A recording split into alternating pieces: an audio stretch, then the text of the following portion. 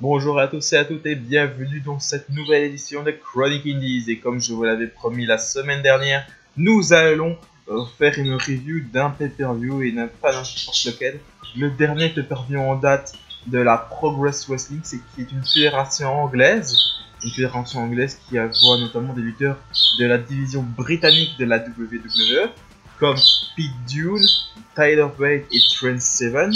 Alors je vais vous faire un petit topo sur la fédération anglaise. C'est une fédération qui a été créée en 2011 par le comédien Jim Smallman et un autre comédien John Briley, qui se sont fait rejoindre par la suite par un acteur anglais, Glenn Joseph, et qui ont créé la Progress Wrestling, dont les pay-per-views sont nommés par chapitre. Donc aujourd'hui ce sera le chapitre 55. Donc, imaginez qu'il y a eu plus de 54 autres pay-per-views précédemment.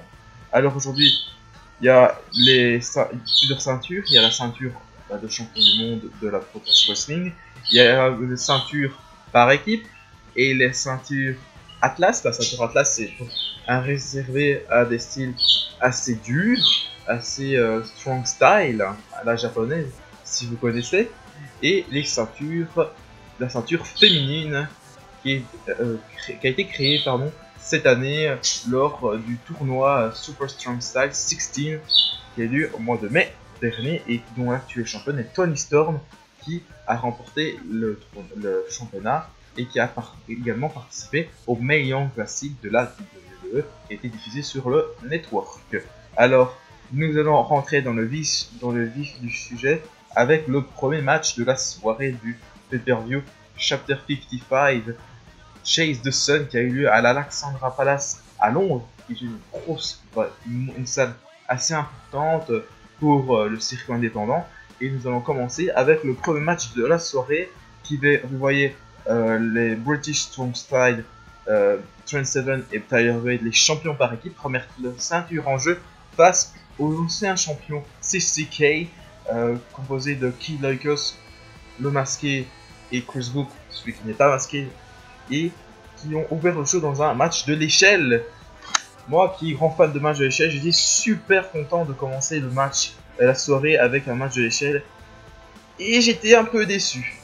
J'étais vraiment déçu de ce match. Parce que je suis un gros fan de match de l'échelle. Et ça, c'est assez light. Je pense que vous le voyez dans la diapo. C'est un ladder match assez banal. Je trouve qu'il ne rentrera pas dans l'histoire des ladder match. Mais l'intérêt, il a le fait d'ouvrir le show. Et voilà, c'était pas le meilleur match à mettre au début du show, mais ça reviendra plus tard. Mais je vois pas pourquoi. Voilà, c'est un match qui est bien, mais j'aurais pu avoir mieux. C'est ça. Je pense avec toutes les personnes qui étaient sur le ring, je pense que le match aurait pu être bien meilleur, mais il a été potable. C'était un bon match de l'échelle, c'est pas un acheté. Vous pouvez regarder, c'est un très bon match. C'est un match potable, correct, convenable. C'est pas une honte au match de l'échelle. Mais voilà, c'est pas le plus grand match d'échelle que j'ai vu. J'ai vu beaucoup de matchs d'échelle, je suis un énorme fan, comme je vous l'ai dit, des ladder matchs et des TFC. Et ce match est un peu en deçà de ce que je vois. J'ai mis la note de 6,5 sur 10 au match. Et voilà, je suis un peu déçu de ce match qui avait le potentiel d'être le match of the night. Et ce n'est pas celui-là, mais bien sûr, il y a eu un autre match qui m'a surpris et qui est devenu le match de la soirée. Alors, tout de suite, nous allons passer au second match. Et ce second match est un match pour le titre féminin qui opposa l'actuelle championne de la division Toni Storm, remettant son titre en jeu face à Daria Sky pour le ceinture de championne féminine de la Progress Wrestling. Alors, mon avis sur ce match, pour ce qu'on m'a dit de Toni Storm, et je connais pas beaucoup d'Alia Black, enfin c'est pas Dalia Sky, pardon, c'est Dalia Black, je me suis trompé, je n'ai pas regardé ma fiche correctement. Pour ce qu'on m'a dit du catch féminin anglais, je me dis ouais, ça va être super, ça va être meilleur que la WWE. C'est meilleur que la WWE, mais c'est pas transcendant. Je me suis pas fait lever de ma chaise, je dis oh punaise, c'est le meilleur match féminin de ma vie. C'est un match de féminin très correct, avec des bonnes prises et c'est très technique. c'est un match de qualité, mais je trouve que c'est pas leur niveau. Je trouve qu'on les a, il y avait une telle grosse carte, il y avait tellement de gros matchs que celui-là il a passé un peu en dessous. C'est un peu pareil que pour le match pour l'équipe par équipe précédemment, mais ça, non, je suis pas d'accord. Je suis pas d'accord, c'est en deçà. Je pense que elles ont dû mettre le frein, mais je pense que ce match aurait pu avoir un meilleur niveau. C'est comme le match précédent, il aurait pu avoir un meilleur niveau, mais j'ai pas dit que c'était mauvais. Attention, je n'ai pas dit que c'était mauvais, mais le match a été, pour moi, c'était un très bon match féminin. C'est quand même au-dessus de certains matchs de la WWE que vous pouvez voir actuellement. C'est meilleur que les matchs de SummerSlam, les 2 matchs de SummerSlam par exemple, ou le match de No Mercy. Je trouve, ouais, il kiffe, mais bon, le match de No Mercy c'était un match avec plus ou moins avec 5 femmes. Là c'était un 1 contre 1. Donc là, voilà, je dirais que c'est kiff, mais ce match-là, voilà, c'est une autre facette du catch féminin. Je suis super content de voir ça.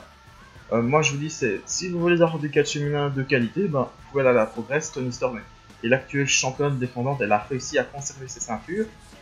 J'ai oublié de vous dire dans le match précédent les vainqueurs du match par équipe, parce que j'ai un peu débriefé le match et je n'ai pas dit qui avait remporté.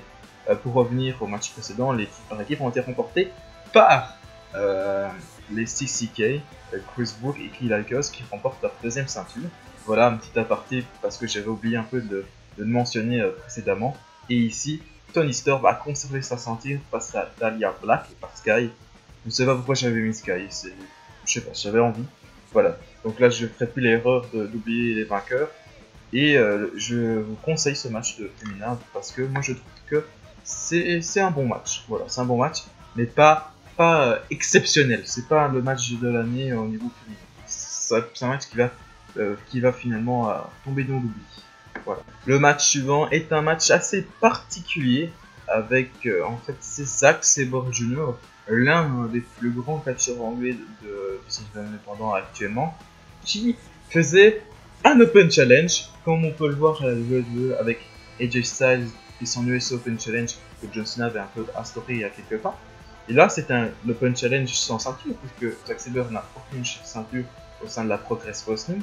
Et il a ouvert un Open Challenge à tout le roster de la Progress Wrestling.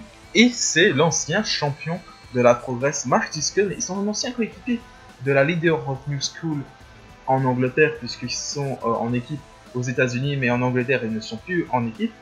C'est un match que je vais vous dire, remporté sans, je vais pas l'oublier cette fois-ci, remporté par Zack Sabre Jr. Et ça on va y revenir. J'ai trouvé ce match assez technique, assez, j'ai bien aimé. C'est vraiment le catch technique comme je l'aime, et je sais que c'est 2 très bons performeurs et qui se connaissent très bien, donc ça donne un très bon match de catch.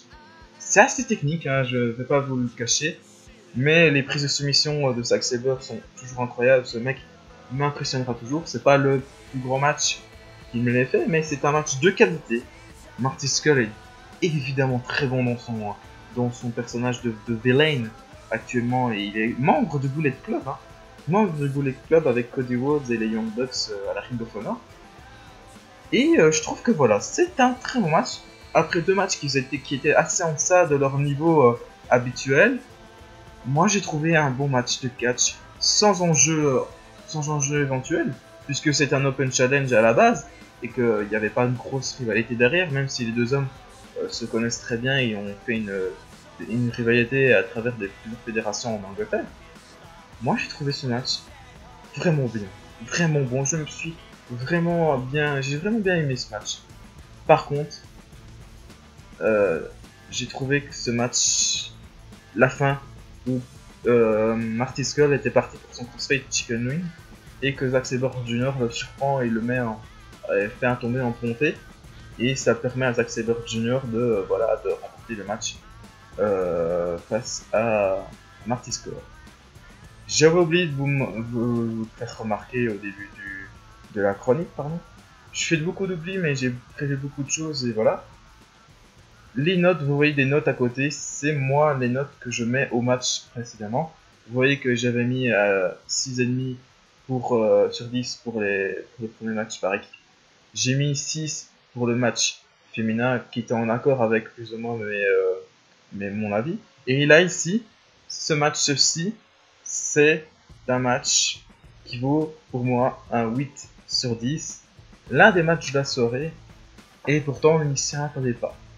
Alors, tout de suite, voici le troisième match. Et ce match voyait Jimmy Havoc face à Mark Haskins dans un death match. Alors, pour vous rappeler ce que c'est un death match, avant de me donner mon avis sur le match, un death match, c'est un match hardcore où tout est permis et qu'on utilise un peu tous les objets du quotidien, que ce soit des punaises, des agrafeuses ou plus ou moins des lampadaires, comme ça se fait aux États-Unis. Là, le Jimmy Havoc est un spécialiste des deathmatch. Il a remporté le Tournament of Death de la Combat Zone Wrestling, qui était une fédération hardcore où les matchs sont vraiment assez violents et Jimmy Havoc est vraiment un spécialiste. Et Mark Haskins, c'est son premier match, son premier deathmatch à la fédération, et j'ai mis une note de 7,5 sur 10 à ce match. Pourquoi? Parce que cet affrontement, pour moi, c'est pas le match de l'année. Il a vraiment eu sa place au plein milieu du show avec tous les matchs qu'il y avait. Mais je trouvais ça assez light pour un deathmatch. Moi, qu'on m'avait vanté les louanges de Jimmy Havoc, et je sais que j'ai vu des matchs à la Combat Zone Wrestling, c'est vrai que c'est assez violent. Pour un deathmatch, c'était vraiment. Enfin, c'est pas hardcore, c'est regardable. J'ai vu d'autres matchs assez hardcore. Même à la W, j'ai trouvé des matchs hardcore, donc c'est pour dire. Mais je trouvais que c'est un affrontement assez équilibré entre les deux hommes. Mark Haskins n'est pas connu pour avoir remporté de matchs de deathmatch, mais j'ai trouvé que voilà, c'était super de voir qu'il a remporté ce match face à Jimmy Havoc et que voilà, il se fait un nom dans les deathmatchs, même si les prochains vont être un peu plus durs s'il veut en faire. Et voilà, c'est vraiment, ils ont eu leur spot chacun, ils sont rentrés de plusieurs finishers. À noter le coup des parpaings, que j'ai vraiment eu du mal, même si c'est pas des vrais parpaings. Mais voilà, c'est vraiment un deathmatch, si je vous conseille, c'est un bon petit deathmatch, mais c'est pas vraiment le plus gros deathmatch de l'histoire. Et il y en a eu bien plus sanglant et bien plus hardcore au Japon ou aux États-Unis. Mais pour une première, je suis assez content de voir que le match a vraiment tenu ses promesses. Je n'attendais rien du tout de ce match, vraiment. Mais voilà, je vous conseille. Voilà. C'est pour l'instant, il suit la bonne lignée du match précédent entre Zack Sabre Jr. et Marty Scurll. Mais il est en deçà du match entre les deux Anglais. Et moi voilà, je vous mets une note de 7,5 sur 10 pour ce match. Voilà, et maintenant nous allons passer au match suivant qui concerne la ceinture Atlas.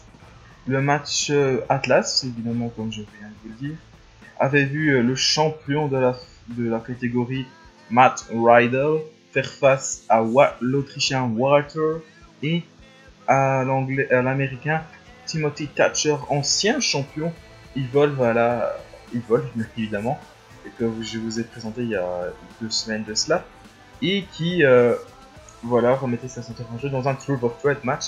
Donc je vous le rappelle, comme je l'ai dit au début de la vidéo, le championnat Atlas est considéré pour les strong style, donc les gens qui tapent dur, qui font mal, et qui les coups portés sont très lourds à la japonaise. C'est un hommage au circuit japonais, au Puroresu, qui est un style assez stiff, assez dur dans l'homme, si vous connaissez. À la WWE, c'est un peu plus light, mais ici, c'est vraiment un championnat exprès pour ces gens, des heavyweights, des poids lourds assez très très violents. C'est un match très violent. Pour moi, c'est l'un des meilleurs matchs de la soirée. Sincèrement, Timothy Thatcher, que j'ai cru que ça allait être vraiment compliqué pour lui face à Walter et Matt Riddle, qui sont vraiment pour moi 2 très bons représentants de la catégorie Atlas, c'est très bien sorti. J'ai trouvé ce match assez intéressant et le match que j'ai bien aimé regarder. C'est la première fois que je voyais un match Atlas vraiment bien. C'est vraiment bien. J'ai eu vraiment beaucoup de mal avec les matchs de poids lourds parce que moi je suis vraiment un fan des cruiserweight, des poids moyens, et vraiment j'ai bien aimé.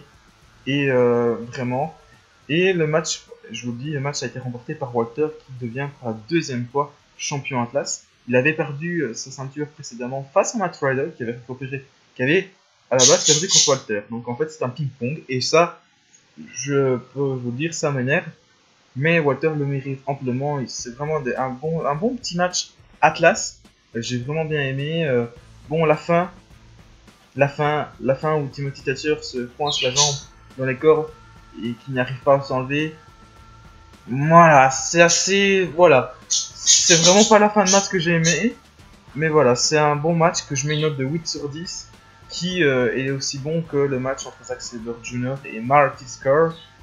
Vraiment, pour un match Atlas, c'était. Voilà, j'étais scotché. Les coups ont été violents. Ça, c'est. J'ai jamais vu de coups aussi violents à part au Japon.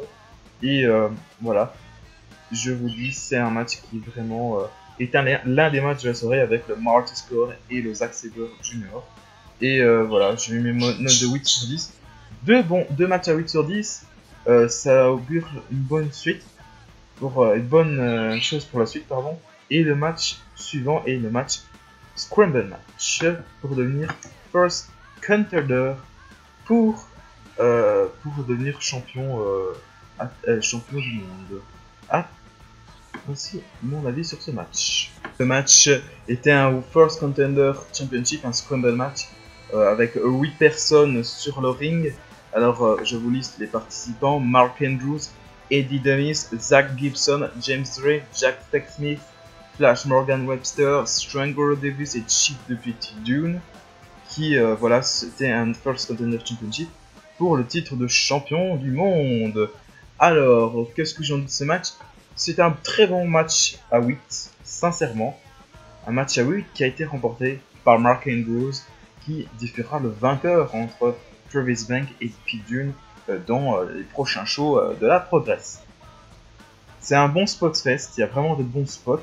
J'ai vraiment un spot qui me vient en particulier, c'est le port bombe que je ne sais plus qui, il y a un port bombe à travers vraiment au-dessus d'un poteau qui la personne atterrit, je ne sais plus, le match, c'est le premier match que j'ai vu donc je me souviens plus. Et c'est un port bombe vraiment extraordinaire, très bon spot. Vraiment chacun des personnages, des personnes présentes dans ce match ont eu leur spot. Vraiment, c'est assez équilibré. Vraiment, la Progress a bien fait de mettre ce match, bien organiser ce match. Pour moi, c'est très bon spot. Et voilà, moi, le problème que j'ai avec ce match, il n'est pas arrivé à ce moment-ci. Il ne reste plus que 2 matchs. Ce match-ci est le match pour le titre de champion du monde. Non, ce match est potentiellement un opener. Ça doit être un opener dans la soirée. Et je pense que vous aurez dû permuter entre le match par équipe et ce match-ci. Alors, ce match, il est vraiment bien. Je trouve pour un match à 8, il est très bon. Et pour ce match à 8, je mets une note de 7,5 sur 10. Voilà. Et je conseille ça bon match à 8. Et j'attends ce qu'ils vont faire avec Mark Andrews par la suite. Et moi, voici voilà, pour la suite avec le match suivant qui est le match pour le titre de champion du monde qui oppose Pete Dunne à Travis Banks. Et le match suivant, c'est le main event pour la ceinture de champion du monde de la Progress entre Pete Dunne et Travis Banks, le challenger, le néo-zélandais, vainqueur de la Super Strong Style 16. En mai dernier, il avait battu un certain Tyler Bate, le premier champion de la division britannique de la WWE en finale. Et grâce à cela, elle s'était vue donner un title shot pour la ceinture du Bruiserweight Pete Dunne, membre des British Strong Style. Et voilà le match, ce match-ci. Et ce match-ci qui voyait Pete Dunne affronter l'un de ses plus redoutables adversaires. Qui a vu ce match? Eh ben je l'ai vu. Et je peux vous dire que c'est pas le match de l'année. C'est pas le match comme on m'a tant vanté. C'est un bon match, mais ce n'est pas digne d'un show qui se veut de WrestleMania. C'est un très bon match que je trouve, mais Pete Dunne a joué son rôle et je pense que ça a un peu comment dire, influencé le match. C'est dominé par l'anglais. Voilà. Les interférences de Tyler Bate et de Trent Seven durant le match m'ont un peu énervé. Parce que je trouve que Pete Dunne est capable de battre Travis Banks et d'asseoir sa domination au sein de la fédération anglaise. Mais voilà, je sais pas, c'est ces interférences qui m'énervent. Mais avant de, de dire que ce match est mauvais, c'est pour dire que l'un des points positifs, c'est que Travis Banks est devenu notre nouveau champion Progress Wrestling à la Progress bien sûr, hein, évidemment. Et voilà, grâce à son Lions Clutch, où il a fait soumettre Pete Dunne, et là ça c'est une très bonne idée, de se faire soumettre l'un des plus grands hits de la Progress par soumission face à l'un des très bons fils de la Progress, qui est Travis Banks. Moi je suis super content voilà, de voir que Travis Banks est devenu champion du monde. Voilà, c'est pas le match de l'année, vraiment techniquement c'est bien, mais les interférences, les coups à l'extérieur, c'est un match classique, il n'y avait pas de simulation à ce match. Faut bien noter, il y avait beaucoup trop d'actes d'extérieur, et je trouve que voilà, les cannonballs de Travis Banks me font voilà, penser à ceux de Kevin Owens, mais Travis Banks étant plus léger par vraiment une bonne amplitude. Voilà, c'est vraiment une petite note de ce match. Voilà, une très bonne résistance, il y a eu des interférences, des sledgehammers, aussi des marteaux, grands, pour faire référence bien sûr à Triple H, le gérant d'NXT, où font partie Pete Dunne, Travis Banks, pas Travis Banks, Pete Dunne, Trent Seven et Tyler Bate, les Ball Distance Spy qui officient actuellement aussi à NXT. Mais bon, voilà, c'est pas le match de l'année. Travis Banks, je suis content pour lui qu'il soit champion. Voilà, c'est pas le meilleur match de championnat que j'ai vu pour le titre. Mais voilà. Ce que je peux vous dire, c'est que c'est un bon match pour vous initier avec une victoire d'un face. Je trouve que Travis Banks a des airs de Daniel Bryan. Je sais pas, dans son style, dans son gabarit, dans son détermination, seul contre tous. Moi, je suis content de voir que Travis Banks est champion du monde. Et voilà, ça clôture notre review de la Progress Wrestling avec un bilan du show. Voilà mon bilan. Le show a une note de 7,2 sur 10. C'est une bonne note pour moi, c'est une très bonne note. Mais je trouve que ce pay-per-view n'est pas digne de ce qu'on lui a donné comme surnom, un WrestleMania de la Progress. Il y avait les possibilités, c'est comme avec No Mercy, il y avait la possibilité. Et moi je trouve que voilà, comme No Mercy, il m'a un peu déçu. No Mercy, le show de la WWE, si vous avez compris. Et moi, j'ai listé plusieurs points positifs, points négatifs. L'Open Challenge entre Marty Scurll et Zack Sabre Jr., le championnat Atlas, et le fait que Travis Banks est champion du monde, l'un de ses tout premiers titres de champion du monde. Il y a aussi deux points noirs. Le championnat par équipe qui est vraiment, voilà, n'est pas aussi bon que je l'espérais. Et le championnat féminin qui, je trouve, est un peu, le niveau est un peu plus bas que sur le niveau des matchs de la soirée. Voilà, c'est la fin de notre première review de pay-per-view avec l'Angleterre. J'essayerai d'ici là de faire le pay-per-view de la Ring of Honor Death Before Dishonor qui a été mis en ligne le mardi dernier, donc après 4 jours après, donc mardi dernier, alors que c'est quasiment une semaine que ce show a eu lieu. Voilà, voilà, ça m'énerve. Mais voilà. J'essaierai de faire une review de ce pay-per-view et faire bien sûr d'autres reviews et d'autres analyses et news du circuit indépendant. Sur ce, je vous souhaite une bonne journée et à la semaine prochaine. Et n'oubliez pas, vive le catch!